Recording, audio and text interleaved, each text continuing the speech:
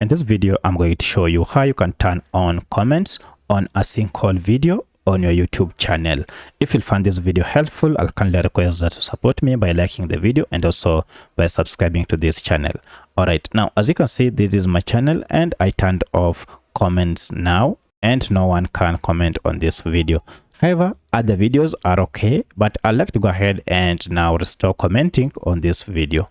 To do this, it is quite simple. Just head over to YouTube Studio by clicking on your profile icon and then choose YouTube Studio. And then from here, click on content. Then click on that particular video that you had turned off comments. And now scroll down until you see this option called Show More. If you click on it, we have more control settings that will be opened.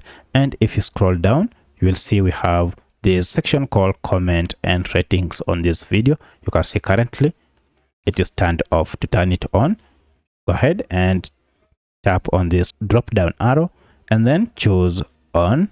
And now to save the changes, go ahead and click on save here. From now henceforth, anyone who taps on that video will be able to comment or to leave a comment on it.